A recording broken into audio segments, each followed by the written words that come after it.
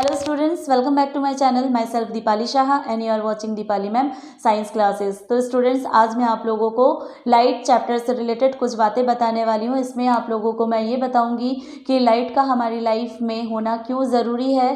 साथ में मैं आप लोगों को इससे रिलेटेड कुछ और भी इंटरेस्टिंग बातें बताऊँगी और टाइप्स ऑफ मिरर के बारे में बताऊंगी और रिफ्लेक्शन के बारे में बताऊंगी। तो वीडियो को स्टार्टिंग से लेके एंड तक ज़रूर देखना, और अगर आप चैनल पे भी नए आए हो तो चैनल को सब्सक्राइब ज़रूर करना और लाइक भी ज़रूर करना।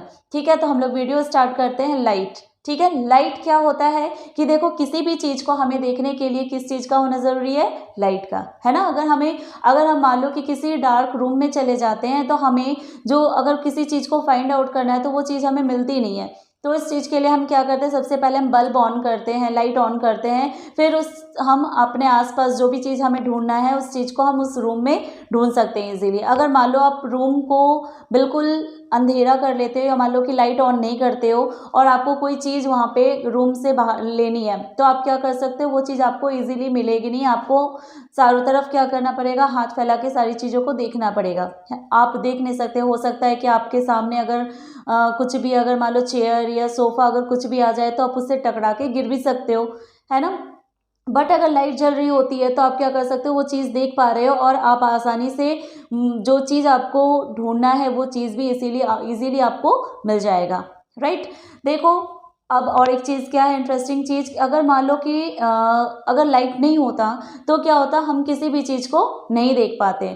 हमारी आंखों में क्या होता है कि जब लाइट किसी ऑब्जेक्ट पे फॉल होती है, वो लाइट किसी ऑब्जेक्ट पे गिरती है तो वो रिफ्लेक्ट होती है। रिफ्लेक्शन के कारण ये क्या होता है कि उसमें रिफ्लेक्शन के कारण उसका इमेज जो है वो हमारी आंखों पे बनता है और उस कारण से हम उस चीज़ को देख पाते हैं। इट मीन्स क्या है कि कोई भी चीज़ विजिबल जो होती है वो उस लाइट के कारण ही हो पा रही है। अदरवाइज अगर लाइट नहीं होता तो हम किसी भी चीज़ को नहीं देख पाते।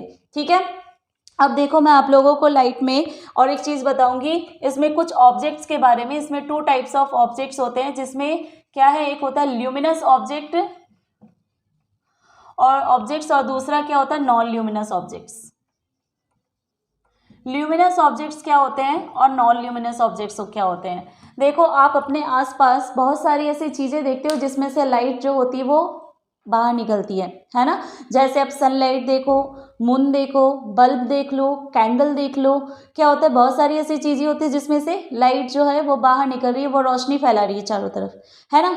तो अब इसमें इस टाइप के जो ऑब्जेक्ट्स होते हैं जिसमें अपनी खुद की लाइट होती है, उसे क्या कहेंगे, हम ल्यूमिनस ऑब्जेक्ट कहेंगे। और जिस पे अपनी खुद की लाइट नहीं होती है उसे हम क्या कहेंगे, नॉन ल्यूमिनस ऑब्जेक्ट कहेंगे, राइट। देखो, ल्यूमिनस ऑब्जेक्ट को हम कैसे डिफाइन करेंगे, इसको हम डिफाइन करेंगे, just the objects that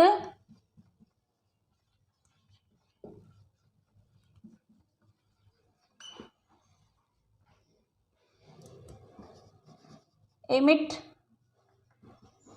light are called luminous objects। For example क्या हो जाएगा, सनलाइट। ठीक है, क्योंकि सनलाइट जो है, इसमें सन की अपनी खुद की लाइट होती है, वो किसी के रिफ्लेक्शन से वो लाइट जो है वो जल नहीं रही होती, जिस कारण से जो सनलाइट है वो क्या है, एक ल्यूमिनस ऑब्जेक्ट है। इसके एग्जाम्पल में हम लोग और भी एग्जाम्पल लिख सकते हैं, जैसे मान लो कि स्टार्स हो गए, बल्ब हो गया, ये अपनी इसकी खुद की लाइट होती है। नॉन ल्यूमिनस ऑब्जेक्ट क्या होता है, जिसमें अपनी खुद की लाइट नहीं होती है, उसे हम नॉन ल्यूमिनस ऑब्जेक्ट कहेंगे। फॉर एग्जांपल हम लोग यहाँ पे मून ले सकते हैं। व्हाई? बिकॉज मून, देखो, हम अगर अर्थ से मून को देखते हैं तो हमें क्या लगता है कि उसकी अपनी खुद की लाइट है, बट ऐसा नहीं होता है। क्या होता है कि जो मून का सरफेस होता है वो उस पर सूरज की रोशनी जो होती है वो फॉल होती है और वो रिफ्लेक्ट होती है।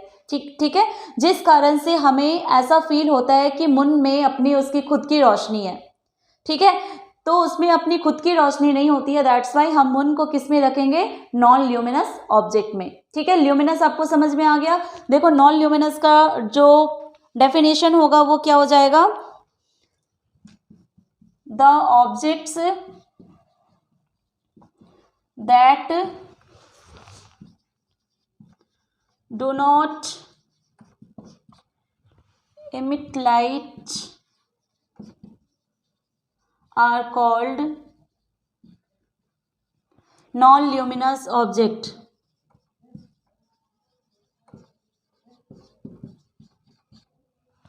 For example, moon.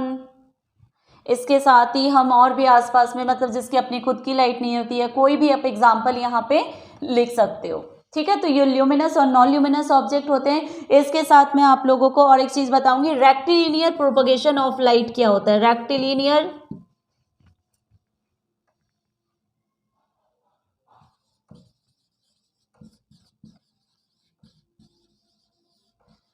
Propagation of light.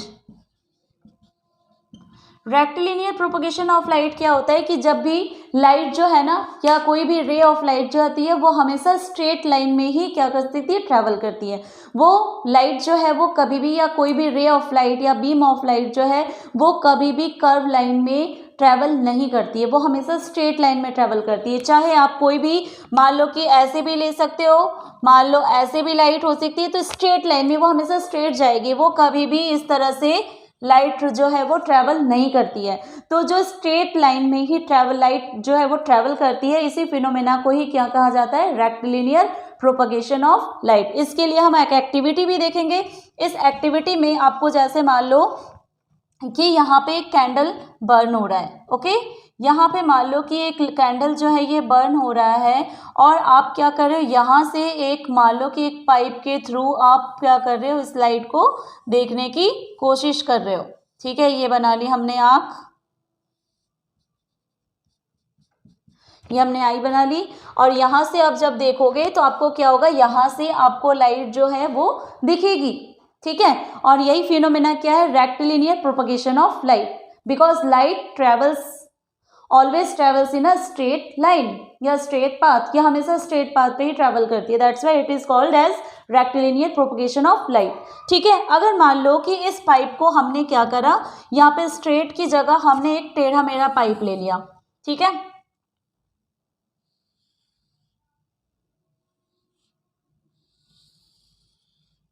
अगर हम इस तरह से एक टेढ़ा पाइप लेते हैं जो बिल्कुल स्ट्रेट नहीं होता है, तो इस पाइप में इसके थ्रू अगर हम उस लाइट को देखने की कोशिश करते हैं तो वो लाइट हमें नहीं दिखेगी। वाई, बिकॉज ये कर्व है। तो कर्व होने के कारण वो क्या होता है कि लाइट जो होती है वो उसको आगे आने से क्या करती है, उसको वहीं पे रोक देती है, जिस कारण से यहाँ तक लाइट नहीं पहुँच पाएगी और हम कैंडल को नहीं देख पाएंगे। ठीक है, अगर मान लो कि ये पाइप स्ट्रेट होता तो हमें लाइट जो है वो विजिबल हो जाती, बट इस वाले सिचुएशन में हमें लाइट विजिबल नहीं होगी। बात समझ में आ गई आपको क्या होता है rectilinear propagation of light. Next क्या है, देखो रिफ्लेक्शन। रिफ्लेक्शन क्या होता है कि जब भी कोई लाइट या रे ऑफ लाइट किसी एक स्मूथ सरफेस पे या मान लो किसी भी सरफेस पे अगर वो गिरती है तो वो हमेशा क्या होता है, एक ऑपोजिट साइड में वो बाउंस होके बैक चला जाता है। ठीक है, तो जब भी कोई रे ऑफ लाइट किसी एक सरफेस पे आके, पॉलिश सरफेस पे आके गिरती है तो वो बाउंस होके बैक चली जाती है जस्ट उसके ऑपोजिट साइड। तो उस फिनोमेना को क्या कहते हैं, हम रिफ्लेक्शन कहते हैं। जैसे कि मान लो जस्ट सपोज करो ये एक सरफेस है, यहां से क्या हो गया, एक ray of light I, right, यहां से क्या हुआ, एक रे ऑफ लाइट आई जिसको हम क्या कहेंगे, इंसिडेंट रे। ठीक है, इस रे को हम कहेंगे इंसिडेंट रे। अब यही रे जब क्या होते है कि यहां से आने के बाद ये टकरा के क्या हो जाती है, जैसे ये स्ट्राइक करती है इसके ऊपर, ये क्या हो जाएगी, वापस चली जाती है। जैसे ही ये रे ऑफ लाइट जब आके इस सरफेस पे आके टकराती है या स्ट्राइक करती है, तो स्ट्राइकिंग के बाद क्या होता है कि ये रे जो होगी वो वापस चली जाती है, और इसी लाइट को ही क्या कहेंगे, हम लोग रिफ्लेक्टेड रे कहेंगे। ठीक है, इस रे को हम क्या कहेंगे, रिफ्लेक्टेड रे कहेंगे, और ये फिनोमेना जो है वो क्या कहलाएगा, रिफ्लेक्शन कहलाएगा। ठीक है, बात आई समझ में। तो ये इंसिडेंट रे है, ये रिफ्लेक्टेड रे है, और साथ में हम क्या देखेंगे, इसके बीच में जो एक परपेंडिकुलर होता है इसको कहा जाता है नॉर्मल। इसको क्या कहते हैं हम, नॉर्मल कहते हैं। ठीक है, तो ये रिफ्लेक्शन है। ओके, नेक्स्ट देखो क्या है कि रिफ्लेक्शन के लिए हम लोग स्टडी मटेरियल को भी कुछ लेके स्टडी किया जाता है रिफ्लेक्शन को। तो स्टडी मटेरियल में हम लोग क्या लेते हैं, जैसे कि आप ले सकते हो जैसे प्लेन मिरर हो गया और स्फेरिकल मिरर हो गया। ठीक है, स्टडी मटेरियल क्या हो जाता है इसमें हमारा, एक प्लेन मिरर होता है और दूसरा क्या होता है, स्फेरिकल मिरर।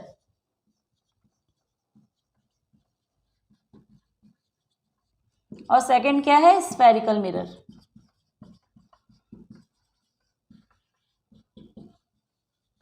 ठीक है, जो प्लेन मिरर है, प्लेन मिरर मीन्स क्या है कि जो हम लोग हमारे घर पे, ये ऑलमोस्ट सबके घर में ये मिरर होता है जिसपे हम अपना फेस देखते हैं। ठीक है, जिसमें हम अपना फेस देखते हैं वो क्या होता है, प्लेन मिरर होता है। और स्फेरिकल मिरर मीन्स क्या होता है, जो एक स्फेयर से फॉर्म करता है, एक स्फेयर से बनता है, उसे हम क्या कहेंगे, स्फेरिकल मिरर कहेंगे।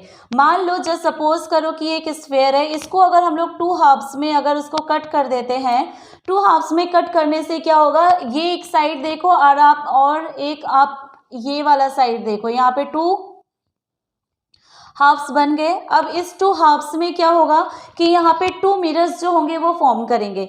आप अगर इस वाले साइड में हम देखेंगे कि ये वाला साइड जो होगा इसका रिफ्लेक्टिंग सरफेस होगा, और अगर हम लोग इस साइड से अगर इमेज ऑब्जेक्ट को रखते हैं तो रिफ्लेक्टिंग सरफेस जो होगा वो ये वाला साइड होगा। राइट, तो ये वाला जो साइड है जो आपको अंदर से धंसा हुआ दिखता है, जो अंदर की ओर इनवर्ड जो होगा वो अंदर की ओर होगा, उसे हम क्या कहेंगे, कॉनकेव मिरर कहेंगे। इसे हम क्या कहेंगे, कॉनकेव मिरर। और जो बाहर से उभरा हुआ होगा उसे हम कहेंगे कॉन्वेक्स मिरर। तो ये मिरर को लर्न करने का, याद रखने का एक बहुत अच्छा तरीका है कि कॉनकेव मिरर और कॉन्वेक्स मिरर क्या है, जिसमें अंदर की ओर धंसा हुआ है, जो एक केव लाइक है, उसे हम कॉनकेव मिरर कहेंगे, और जो बाहर से उभरा हुआ है उसे हम क्या कहेंगे, कॉन्वेक्स मिरर कहेंगे। तो ये स्फेरिकल मिरर्स जो होते हैं ये 2 टाइप्स के होते हैं। क्या क्या होता है, एक होता है कॉनकेव और दूसरा क्या होता है, कॉन्वेक्स। राइट, जो कॉनकेव है वो इस साइड इस तरह होगा, और जो कॉन्वेक्स है वो क्या होगा, इस तरह होगा। ठीक है, कॉनकेव अंदर से धंसा हुआ, कॉन्वेक्स बाहर से उभरा हुआ। तो ये 3 टाइप्स के मिरर होते हैं और इसके यूजेस भी डिफरेंट होते हैं। इसमें इमेज का फॉर्मेशन भी हम देखेंगे, अलग अलग टाइप से होता है।